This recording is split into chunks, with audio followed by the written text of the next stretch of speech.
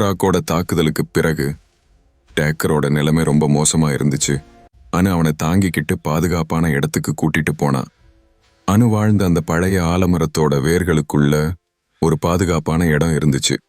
காட்டுல கிடைச்ச மூலிகைகளையும் தண்ணீரையும் வச்சு அனு அவனோட காயங்களை மெதுவா ஆட்ட ஆரம்பிச்சா. இன்னொரு பக்கம் டேக்கர் கிட்ட தோற்ற ஹைனாக்கள் அவமானத்தோடும் காயங்களோடும் தங்களோட கூட்டத்துக்கு திரும்பிட்டு இருந்தாங்க. அந்த கூட்டத்துக்கு ஒரே ஒரு தலைவன், சதீஷ். சாதாரண ஹைனா இல்ல, ஒரு செலஸ்டியல் வீரன். தலைவா, ஒரு நீல நிற கொரில்லா எங்களை எல்லாரையும் அடிச்சு வீழ்த்திட்டான். ஆனா அதுக்கப்புறம் ஒரு தங்க நிற சிங்கம் வந்துச்சு. அந்த கொரில்லாவையே ரொம்ப மோசமா அடிச்சு சாய்ச்சிட்டுச்சு. நாம அந்த சிங்கத்தோட சேர்ந்துட்டா இந்த காட்டையே நம்ம கட்டுப்பாட்டுக்குள்ள கொண்டு வரலாம். அந்த திட்டத்தோட சதீஷ் நேரடியா ஓராக்கோட எல்லைக்குள்ள போனான். யாருன்னு கூட கேட்கல, ஓராக் நேரடியா தாக்கினான்.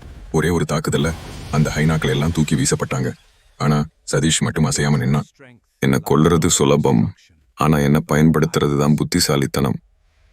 அப்போதான் சதீஷோட உண்மையான சக்தி வெளிப்பட்டுச்சு. எந்த உருவத்தையும் எடுத்துக்க முடியும், அதுதான் சதீஷோட பயங்கரமான சக்தி. காட்டை ஆளுறது ரொம்ப சின்ன விஷயம். மீதம் இருக்கிற செலஸ்டியல் வீரர்களையும் நம்ம பக்கம் கொண்டு வந்தா இந்த உலகமே நம்ம கையில. ஓராக் பயனுள்ள கூட்டாளியா அவனை ஏத்துக்கிட்டான். அதே நேரத்துல தூரத்துல நடந்த இந்த மாற்றத்தை டோருக்கு உணர்ந்துட்டான். ஓராக்கும் சதீஷும் சேர்ந்துட்டாங்கன்னு அவனுக்கு புரிஞ்சிடுச்சு.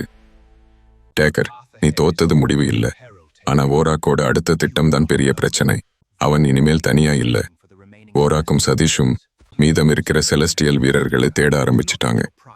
அவங்க எல்லாரும் அவன் பக்கம் சேர்ந்துட்டா அவனை தடுக்கிறது ரொம்ப கஷ்டம். ஓராக்கை தனியா எதிர்த்து ஜெயிக்க முடியாது டேக்கர். உனக்கும் உன்னோட சொந்த அணி தேவை.